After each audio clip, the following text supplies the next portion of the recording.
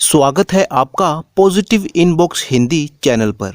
इस चैनल पर आपको नई नई और दिलचस्प कहानियां मिलती हैं। अगर आप पहली बार इस चैनल पर आए हैं तो चैनल को सब्सक्राइब कर लीजिए और वीडियो अच्छी लगे तो कमेंट और लाइक करना बिल्कुल मत भूलिएगा। बहुत समय पहले की बात है। एक छोटे से गांव दीनापुर में दो किसान भाई गंगाधर और श्रीधर रहते थे। उनमें से एक गरीब था और दूसरा अमीर। अमीर भाई श्रीधर गांव छोड़कर नगर में जा बसा था। वहां उसकी शानदार हवेली थी और वह शहर का एक नामी व्यापारी था। लेकिन गरीब भाई गंगाधर गांव में ही रहकर एक छोटे से जमीन के टुकड़े पर हल चलाकर किसी प्रकार से अपना जीवन बिता रहा था। उसके परिवार में उसकी बीवी और बच्चे थे। कभी कभी तो उसके घर में खाने के लिए रोटी का एक टुकड़ा भी नहीं होता था और बच्चे भूख से बिलखते रह जाते। एक दिन गंगाधर ने अपनी पत्नी से कहा, अब मुझसे इन बच्चों को रोते और बिलखते हुए देखा नहीं जाता। क्यों ना मैं नगर जाकर अपने बड़े भाई से कुछ सहायता करने की प्रार्थना करूं। मैं भी आपसे यही कहना चाहती थी स्वामी। जेठ जी जरूर आपकी मदद करेंगे। जाइए, ईश्वर आपकी यात्रा सफल करे। और गरीब गंगाधर अपने भाई से मिलने के लिए नगर की ओर चल पड़ा। जब वह अपने भाई श्रीधर के घर पहुंचा तो श्रीधर एक स्वार्थी किस्म का आदमी था। गंगाधर को देखकर वो बिल्कुल भी खुश नहीं हुआ। मन में सोचने लगा, जरूर गंगाधर किसी मतलब से आया होगा, वरना आज तक तो कभी मुझसे मिलने नहीं आया। छोटे भाई ने आते ही कहा, पाए लागूं भैया। ठीक है, कैसे आना हुआ तुम्हारा? गंगाधर ने अपनी आप बीती सुनाते हुए कहा, बड़े भैया, इस समय मुसीबत के वक्त मेरी मदद करो। मेरे पास अपने बीवी बच्चों को खिलाने के लिए रोटी का एक टुकड़ा भी नहीं है। उन्हें कई कई दिनों तक भूखा रहना पड़ता है। मदद? अरे भाई, मैं तो खुद इस समय दुखी हूँ। सारा कारोबार ठप पड़ा है। लेकिन खैर, अब तुम आ ही गए हो तो मैं तुम्हें निराश कैसे लौटा सकता हूँ। इसके बाद बड़ा भाई मक्कारी पूर्ण स्वर में कहने लगा, देखो भाई, मदद की जरूरत तुम्हें भी है और मुझे भी। यदि तुम मेरी मदद करोगे तो मैं भी तुम्हारी मदद अवश्य करूंगा। मेरे से जो कुछ बन पड़ेगा मैं करने को तैयार हूं भैया। तुम कितने अच्छे हो गंगाधर। दरअसल मुझे घर में काम करने के लिए एक आदमी की जरूरत है। मेरा नौकर कुछ दिनों के लिए छुट्टी पर गया है। क्या तुम एक सप्ताह के लिए मेरे यहाँ पर काम कर सकते हो? भाई की बात सुनकर गंगाधर कुछ सोच में पड़ गया। तब श्रीधर ने कहा, अरे भाई, किस सोच में पड़ गए? जवाब तो दो। बेचारा गंगाधर हाँ करने के सिवाय और कर भी क्या सकता था। वो कहने लगा, मैं तैयार हूँ भैया। शाबाश, तो फिर तुम अभी से काम पर लग जाओ। ज्यादा काम नहीं है, सिर्फ कुएं से पानी लाना है, लकड़ी चीरना है, आंगन में झाड़ू लगाना है और बाकी समय घोड़ों की देखभाल करनी है। बस इतना थोड़ा सा ही काम है, तुम्हें रोज करना है। बेचारा गंगाधर सुबह से लेकर शाम तक घर के कामों में लगा रहता। इस तरह से एक सप्ताह पूरा हो गया। तब उसने अपने भाई से कहा, मैंने आपका कहा कर दिया भैया, अब मुझे विदा कीजिए। पता नहीं मेरे बीवी बच्चे किस हालत में होंगे। ठीक है, मैं जानता हूँ तुमने 7 दिनों में मेरा थोड़ा बहुत काम कर दिया है, लेकिन मुफ्त में नहीं। और फिर बुरा सा मुंह बनाते हुए श्रीधर ने जेब से 20 आने निकालकर गंगाधर की ओर बढ़ाते हुए कहा, ये लो 20 आने, तुम्हारी सप्ताह भर की मजदूरी। इन पैसों को गुलछर्रे में मत उड़ा देना। भैया, केवल 20 आने? तो क्या 7 दिन के थोड़े से काम के लिए तुम्हें 500 आने दूं?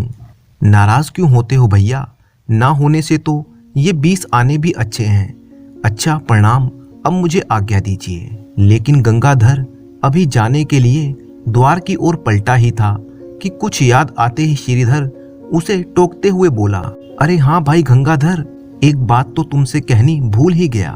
अगले सप्ताह तुम मेरे यहाँ पर मेहमान होगे, क्योंकि अगले सप्ताह मेरा जन्मदिन है और तुम्हें अवश्य आना है। साथ में अपनी पत्नी को भी लेते आना।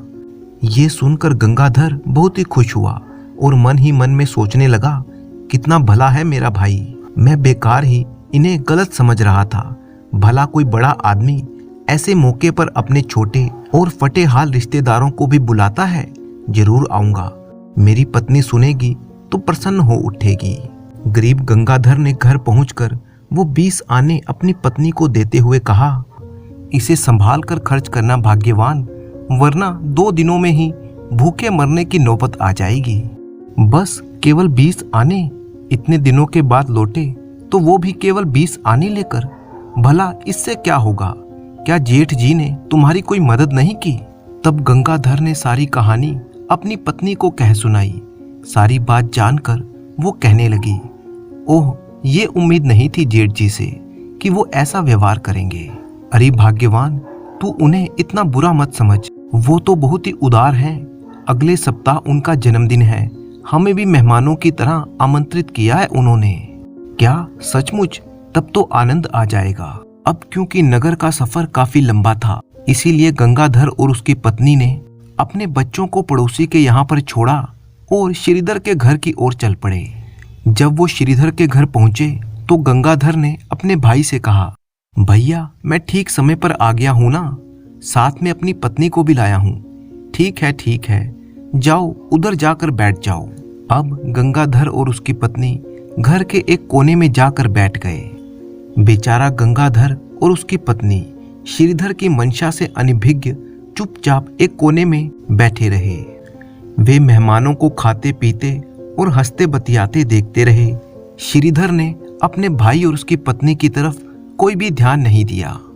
जब दावत खत्म हो गई और सभी मेहमान अपने अपने घर को चले गए, तब गंगाधर ने अपने भाई से कहा, भैया सब चले गए हैं, अब हमें भी तो आज्ञा दो। अरे इस समय ना भाई ना, इतनी रात गए मैं तुम्हें जाने नहीं दूंगा। ऐसा करो, काम धाम में नौकरों का हाथ बटाकर खाओ पियो और आज रात यहीं पर रुक जाओ, भोर होते ही चले जाना। बेचारे भोले भाले गंगाधर और उसकी पत्नी संकोचवश कुछ न बोल सके और बाकी नौकरों के साथ उन्होंने भी घर में साफ सफाई का काम किया। काफी रात गए, जब उनका काम खत्म हुआ तो उनके सामने बचा कुचा खाना लाकर रख दिया गया, जिसे खाकर वे दोनों चुपचाप नौकरों वाले कमरे में जाकर सो गए। अगले दिन दोनों भोर होने से पहले ही हवेली से निकल पड़े। जब वे दोनों उदास मन से अपने गांव की तरफ जा रहे थे, तभी गंगाधर के कानों में एक आवाज सुनाई दी। कोई उससे कह रहा था, रुको भले इंसान, जरा रुको, मुझे भी अपने साथ ले चलो। आवाज सुनकर गंगाधर ठहर गया और जब उसने आवाज की दिशा में मुड़कर देखा तो एक पेड़ के नीचे पिंजरे में एक तोता बंद था। गंगाधर ने जब ये देखा कि एक तोता मनुष्य की भाषा बोल रहा है तो वो हैरान रह गया। गंगाधर तेज कदमों से उस तोते के पास पहुंचा और कहने लगा, अरे पक्षी होकर तुम मनुष्यों की भाषा कैसे बोल लेते हो? तब उसकी पत्नी कहने लगी, अजी आप नहीं जानते, मैंने कई तोतों को मनुष्य की भाषा में बात करते देखा है। मेरी नानी के पास भी एक ऐसा ही तोता था। उनकी बातें सुनकर तोता कहने लगा, सुनो भले मानस, मैं यहाँ पर इस जंगल में अकेला हूँ, क्या तुम मुझे अपने साथ अपने घर ले जा सकते हो? गंगाधर ने तपाक से कहा, हाँ, क्यों नहीं, तुम्हारे जैसा पक्षी पालने का मन भला किसका नहीं करेगा। लेकिन उसकी पत्नी कहने लगी, अरे आप ये क्या कहते हैं, हमारा अपने तो खाने का कोई ठिकाना है नहीं, भला इस तोते को हम क्या खिलाएंगे? अरे भाग्यवान, जैसे भगवान हमारा पेट भरेगा वैसे ही इसके लिए भी कुछ ना कुछ इंतजाम हो ही जाएगा। और फिर गंगाधर तोते को उठाकर अपने घर ले आया। गंगाधर ने उस तोते को घर में ही बनी हुई एक अलग कोठड़ी में जाकर रख दिया। तोता अब वहीं पर रहता, उसके खाने पीने का इंतजाम भी कर दिया गया। गंगाधर का जब भी मन करता वो कोठड़ी में जाकर तोते से बातें करने लगता और अपना मन बहलाता। इसी तरह गरीबी में गंगाधर के दिन कट रहे थे। एक दिन जब उसके घर में खाने पीने को कुछ नहीं था, उसके बच्चे रोटी के लिए रो रहे थे, तो उसकी पत्नी ने गंगाधर को 8 आने देते हुए कहा, ये 8 आने लीजिए और आप आटा खरीद कर ले आइए, मैं बच्चों के लिए रोटी बना दूंगी। गंगाधर जो अपनी गरीबी के कारण बहुत ही दुखी था, उसने पैसे लिए, लेकिन बाजार जाने से पहले वो तोते की कोठड़ी में गया तो तोते ने उसको मायूस देखकर कहा, अरे भले मानस, तुम इतने मायूस क्यों दिखाई देते हो? गंगाधर ने उसे अपनी मायूसी का कारण बताते हुए कहा, क्या बताऊं भाई, कुछ समझ में नहीं आता क्या करूं और क्या ना करूं। ये 8 आने मेरे पास हैं, मैं इसका आटा लेने जा रहा हूं ताकि बच्चों का पेट भर सकूं। उसकी बात सुनकर तोता कहने लगा, अरे भाई, दुखी और उदास होने से परेशानी खत्म नहीं होती। तुम आज ऐसा करो कि आज तुम शराब खाने चले जाओ और थोड़ी सी शराब पीना, फिर देखना कोई ना कोई रास्ता निकल आएगा। शराब खाने? लेकिन शराब पीने के लिए पैसे कहाँ से आएंगे? अरे ये जो 8 आने तुम्हारे पास हैं, इसी से काम चल जाएगा। लेकिन इसका तो मैं आटा लेने जा रहा हूँ। बच्चे भूख से बिलख रहे हैं, पहले अपना दुख खत्म करो, फिर उनके बारे में सोचना। और फिर तोते के बहकावे में आकर गंगाधर ने बाजार का रास्ता छोड़कर शराब खाने का रास्ता पकड़ लिया। वहां पहुंचकर उसने 8 आने निकाले और फिर शराब पीने लगा। शराब का नशा चढ़ जाने के बाद वह कहने लगा, वाह कितनी अच्छी चीज है, सारी चिंताएं एक पल में ही दूर हो गई।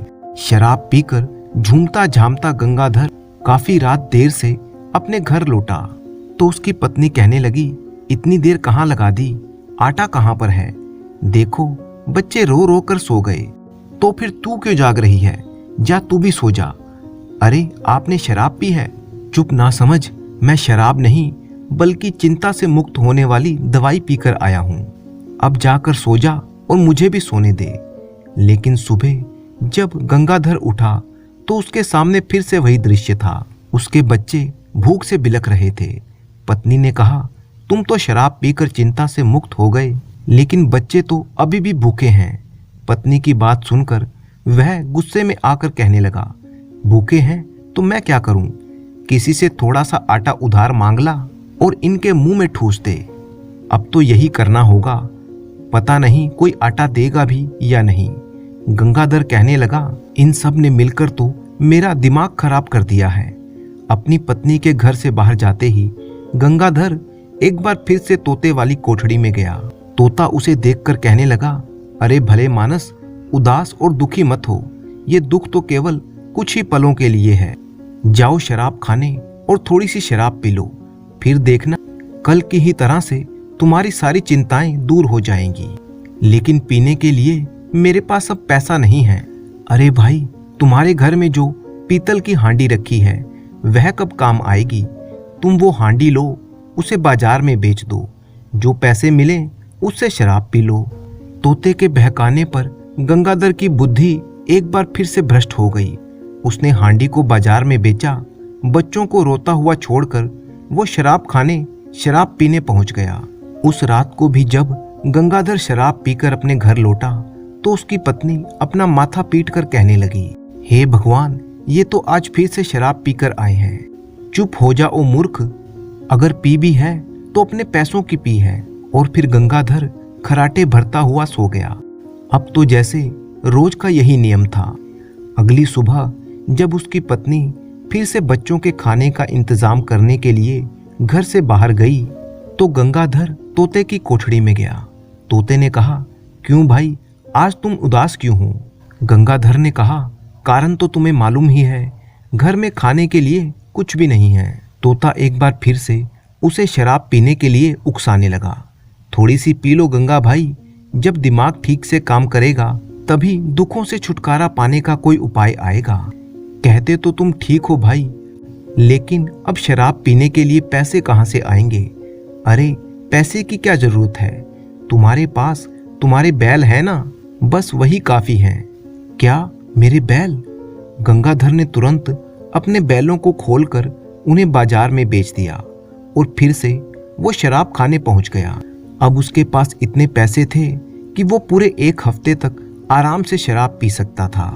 शराब पीकर जब वो अपने घर पहुंचा तो पत्नी चिल्लाने लगी, अरे बैल बेचकर भी शराब पी आए, आपकी बुद्धि को क्या हो गया है? बैल ही बेचे हैं ना, तुम्हें तो नहीं बेच दिया। जाकर सो जा, अच्छे भले दिमाग को खराब मत कर। अगले दिन जब गंगाधर का नशा उतरा तो उसकी पत्नी कहने लगी, शर्म आनी चाहिए आपको। यदि शराब पीने की ये लत ऐसे ही चलती रही तो एक दिन घर बार भी बिक जाएगा। मुझे माफ कर दो लाजो, सचमुच मैं मूर्खता कर रहा था, लेकिन अब मैं और नहीं करूंगा। उसकी पत्नी समझदार थी, उसे भी ये समझते हुए देर ना लगी कि जो कुछ भी हो रहा है गंगाधर को उसका पछतावा है, इसीलिए वह उसको समझाते हुए कहने लगी, अब जो होना था वो हो चुका, लेकिन आप आइंदा ऐसा कुछ भी मत कीजिएगा। ठीक है भाग्यवान, आज से ही मैं खेतों में काम करूंगा, किसी के बैल उधार मांगकर खेतों में काम शुरू करता हूँ। ये सोचकर गंगाधर अपना हल उठाकर खेतों की तरफ जाने लगा कि तभी कोठड़ी में से तोते ने उसे आवाज लगाई। जब वह तोते के पास पहुंचा तो तोता कहने लगा, क्यों भाई गंगाधर, आज तुम शराब पीने नहीं जाओगे? तोता भाई, अब मेरे पास बचा ही क्या है जिसे शराब में डुबो दूं, अब तो मुझे काम पर ही जाना पड़ेगा। तोता कहने लगा, अरे शराब नहीं पियोगे? तुम्हें तो आज भी शराब मिल सकती है। एक बार फिर से गंगाधर तोते के बहकावे में आ गया। तोते ने कहा, तुम ये अपना हल बाजार में बेच दो और इसकी शराब पी लो। उस दिन भी गंगाधर ने वैसा ही किया, हल बेचकर वो शराब पी आया। जब वो घर लौटा तो उसकी पत्नी कहने लगी, हे ईश्वर, अब मैं क्या करूं? तुम तो आज फिर से शराब पीकर लौट आए हो, ये मुसीबत तो जरूर हमें बर्बाद कर देगी। और फिर उस तोते के चक्कर में फंसकर गंगाधर ने अपना सब कुछ बर्बाद कर लिया, यहाँ तक कि उसने अपनी झोपड़ी भी पड़ोसी के पास गिरवी रखकर सारा रुपया शराब की भेंट चढ़ा दिया। एक शाम की बात है, जब गंगाधर अपने तोते के साथ बैठा हुआ था तो तोते ने कहा, इतने चुपचाप क्यों हो भाई, कुछ बोलते क्यों नहीं? इस तरह से बैठे बैठे क्या सोच रहे हो? तुम तो देख रहे हो तोता भाई, अब मैं कंगाल हो चुका हूँ, कुछ नहीं बचा मेरे पास, यहाँ तक कि ना तो खाने के लिए और ना ही शराब पीने के लिए। मेरा पूरा परिवार भूख के मारे बिलख रहा है। तोता कहने लगा, भाई तुम्हारी हालत देखकर मुझे सच में तुम पर दया आती है, लेकिन तुम चिंता मत करो, शराब के लिए धन का प्रबंध मैं कर दूंगा। जैसा मैं कहता हूँ बस तुम वैसा ही करते चलो। कुछ समय के लिए अपने पड़ोसी से उसकी गाड़ी और बैलों की जोड़ी उधार मांग लो, फिर देखो मेरा कमाल। गंगाधर सोचने लगा कि लगता है अब ये तोता मुझसे पड़ोसी की बैलगाड़ी भी गिरवी रखवाएगा, परंतु गंगाधर तोते का कहना ना टाल सका और उठकर अपने पड़ोसी के पास जा पहुंचा। कहने लगा, भैया कुछ समय के लिए मुझे अपनी गाड़ी और बैलों की जोड़ी दे दो, उसके बदले में मैं 1 हफ्ते तक तुम्हारे घर में मुफ्त में काम कर दूंगा। पड़ोसी कहने लगा, गंगाधर अब ना तो तुम्हारे पास खेत हैं ना घर बार, सब कुछ तो तुमने शराब में उड़ा दिया। अब क्या मेरी बैलगाड़ी भी बेचकर शराब पीने का इरादा है? नहीं भाई, ऐसा मत कहो, मैं तो सिर्फ जंगल से कुछ लकड़ियां लेने जा रहा हूँ ताकि अपने बच्चों को कुछ खिला सकूं। पड़ोसी को उसकी बात सुनकर दया आ गई। यदि ऐसी बात है तो ले जाओ, लेकिन 2 बातों का ध्यान रखना, एक तो गाड़ी पर ज्यादा बोझ मत लादना और दूसरे इसे बेचकर या गिरवी रखकर शराब पीने की कोशिश मत करना, वरना जेल में चक्की पिसवा दूंगा। भाई ऐसा कुछ भी नहीं होगा, बस कुछ ही समय के बाद आपकी बैलगाड़ी लौटा दूंगा। अपने पड़ोसी की बैलगाड़ी लेकर जब गंगाधर अपने घर पहुंचा तो तोता गंगाधर से कहने लगा, भाई अब तुम पिंजरे समेत उठाकर मुझे अपनी बैलगाड़ी पर रख लो, उसके बाद मैं तुम्हें जहां कहता हूं तुम बैलगाड़ी वहां पर ले चलो। गंगाधर ने तोते को अपनी बैलगाड़ी पर रखा और फिर तोते ने कहा, अब गाड़ी को उत्तर दिशा की ओर ले चलो। उत्तर दिशा की ओर? वहां तो भयानक जंगल है और डाकुओं का बसेरा है। अब तुम्हारा इरादा मुझे डाकुओं के हाथों मरवाने का है? तुम बेकार ही चिंता करते हो, मैं तुम्हारे लिए धन का प्रबंध करने जा रहा हूँ, तुम चलो तो सही। चलते चलते जब वह जंगल के रास्ते पर आ गए तो गंगाधर ने कहा, भाई तोता आखिर बताओ तो सही कि माजरा क्या है। तब तोते ने कहा, अब तो तुम्हें बताना ही पड़ेगा। सुनो, असल बात यह है कि मैं तुम्हें उस गुफा की ओर ले जा रहा हूँ जहाँ पर डाकुओं के द्वारा लूटा गया माल बंद है। बस यूं समझो कि पूरा खजाना वहीं पर है। सारा खजाना बोरों में भरकर अपनी बैलगाड़ी में लाद कर ले आना। गंगाधर ने कहा, लेकिन तोता तुम्हें डाकुओं के उस खजाने के बारे में कैसे मालूम? तोता कहने लगा, असल में बात यह है कि तुम्हारे पास आने से पहले मैं उन्हीं डाकुओं का पालतू तोता था। वह सभी डाकू एक गुफा में रहते थे जहां उनके साथ मैं भी रहता था। उनका सारा लूट का माल और खजाना उसी गुफा में था। लेकिन एक दिन राजा के सैनिकों ने उन पर हमला कर दिया। बहुत से डाकू मारे गए और बाकी डाकुओं को सैनिकों ने गिरफ्तार कर लिया। परंतु सैनिक खजाने के बारे में पता नहीं लगा पाए, क्योंकि वो सारा धन बड़े ही गुप्त तरीके से छुपा कर रखा गया था। राजा के सैनिक जब डाकुओं को गिरफ्तार करके ले जा रहे थे तो उन्होंने मुझे भी पिंजरे समेत उठा लिया, परंतु जंगल के रास्ते में ही मुझे एक पेड़ के नीचे छोड़कर चले गए, जहां से तुम मुझे उठाकर लाए हो। तुम इतने दिनों से मुझे पाल रहे हो और मेरी बात मानते हो, इसीलिए मैं आज तुम्हें उस गुफा की तरफ ले चलूंगा जहां डाकुओं का खजाना रखा है। तोते की बात सुनकर गंगाराम के चेहरे पर चमक आ गई। वह मन ही मन में बहुत खुश था, लेकिन साथ ही साथ उसके मन में एक विचार आया। वो सोचने लगा, अच्छा अब मुझे समझ में आया कि ये तोता मुझे शराब पीने के लिए इतना क्यों बहकाता था, क्योंकि ये तोता भी उन डाकुओं की संगत में रहता था जो रोज शराब पीते थे। उनकी संगत में रहकर ये तोता भी ऐसा ही दुराचारी बन गया, इसीलिए ये रोज मुझे शराब पीने के लिए बहकाता था। चलो कोई बात नहीं, कम से कम आज तो इसने ऐसा काम किया जिससे मैं माला माल हो जाऊंगा।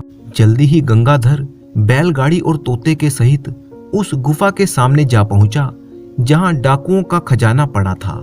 गुफा के द्वार पर एक बड़ी सी चट्टान रखी हुई थी। तोते ने गंगाधर से कहा, अब तुम अपनी पूरी ताकत लगाकर इस चट्टान को यहाँ से हटाओ, जिससे गुफा का मुंह खुल जाएगा। गुफा के अंदर कम से कम 100 फरलांग आगे जाकर दाहिनी तरफ एक अंधेरा कोना है, जहां पर बड़े बड़े 5 संदूक रखे हैं, जिनमें अपार धन दौलत और अशर्फियां पड़ी हैं। तो चलो मेरे दोस्त, देर मत करो, किसी तरह से इस चट्टान को हटाओ और मेरी बताई हुई जगह पर पहुंचकर खजाना ले लो। गंगाधर ने अपनी पूरी शक्ति लगाकर चट्टान को एक तरफ सरका दिया। गुफा का द्वार नजर आने लगा। गंगाधर ने तोते को अपने साथ लिया और गुफा में प्रवेश कर गया। अंधेरी गुफा में वो आगे बढ़ता रहा। 100 फरलांग आगे जाने पर ध्यान से देखने पर उसे दिखाई दिया कि सचमुच कुछ संदूक रखे हुए थे। संदूक खोले तो उनमें हीरे, जवाहरात और अशर्फियां भरी हुई थी। गंगाधर ने तोते को एक तरफ रखा और बड़े बड़े बोरों में सारा खजाना भरने लगा। एक एक करके वह बोरे अपनी बैलगाड़ी में रखता रहा। जब आखिरी बोरा उठाकर वह गुफा से बाहर आने लगा तो तोता कहने लगा, अरे भाई गंगाधर, खजाने से भरा हुआ आखिरी बोरा भी तुम ले जा रहे हो, परंतु तुम मुझे भूल गए क्या? मुझे भी तो अपने साथ लेते चलो। गंगाधर एक कुटिल मुस्कान चेहरे पर लाकर कहने लगा, अरे तोते, बस अब तुम्हारा काम यहीं तक था, तुम्हारा काम खत्म हो गया। मैं तुम्हें अपने साथ लेकर नहीं जाऊंगा। अब तुम इसी पिंजरे में बंद इस गुफा में पड़े रहना। अगर मैं तुम्हें अपने साथ ले गया तो तुम फिर से मुझे शराब पीने के लिए उकसाओगे, और ये जो इतना सारा धन मिला है ये भी मैं शराब में उड़ा दूंगा। लेकिन ऐसी गलती अब मैं दोबारा नहीं करूंगा। डाकुओं के साथ रहते रहते तुम्हारी बुद्धि भी भ्रष्ट हो चुकी है, जो अब किसी भी तरह से पवित्र नहीं हो सकती। इतना कहकर गंगाधर ने वो आखिरी बोरा उठाया और गुफा से बाहर जाने के लिए चल दिया। पीछे से वो तोता चिल्लाता रहा कि मुझे यहाँ पर मत छोड़ो, अपने साथ ले जाओ, परंतु गंगाधर पर इसका कोई असर नहीं हुआ। वो गुफा से बाहर आया और उसने चट्टान से गुफा का मुंह बंद कर दिया। खजाने से भरे हुए बोरे लाद कर वो रात के अंधेरे में अपने गांव, अपने घर के बाहर पहुंचा। दबे पांव उसने दरवाजा खटखटाया। उसकी पत्नी ने जब दरवाजा खोला तो वो धीमी आवाज में कहने लगा, भाग्यवान, मेरी बात ध्यान से सुनो। इन बोरों में बेशुमार खजाना भरा है। मैं चुपचाप इन्हें घर के अंदर रख रहा हूँ। बिना किसी आवाज के मेरी सहायता करो। दोनों पति पत्नी ने मिलकर वो सारा खजाना अपने घर के अंदर कर लिया। जब सारा काम खत्म हुआ तो गंगाधर ने सारी बात अपनी पत्नी को बताई और ये भी बताया कि किस तरह से वो तोते के बहकावे में आकर शराब की लत में पड़ गया था। लेकिन अब तोते को भी उसने ठिकाने लगा दिया और ये बेशुमार खजाना भी उसका हो गया। सारी बात जानकर उसकी पत्नी बहुत ही खुश हुई। उस दिन के बाद गंगाधर की गरीबी दूर हो गई। उसने अपना व्यापार शुरू किया। अपने लिए एक अच्छा घर बनाया। अब गंगाधर सेठ गंगाधर बन चुका था। सेठ गंगाधर अब सुखपूर्वक अपने परिवार के साथ जीवन बिता रहा था। इसी तरह की दिलचस्प कहानियां देखने के लिए चैनल को सब्सक्राइब कर लीजिए। आपको ये कहानी कैसी लगी कमेंट बॉक्स में जरूर बताइएगा। वीडियो को लाइक करना बिल्कुल मत भूलिएगा। तो अपने दोस्त राणा मंजीत सिंह को अब अनुमति दीजिए। मिलते हैं आपसे अगली कहानी में।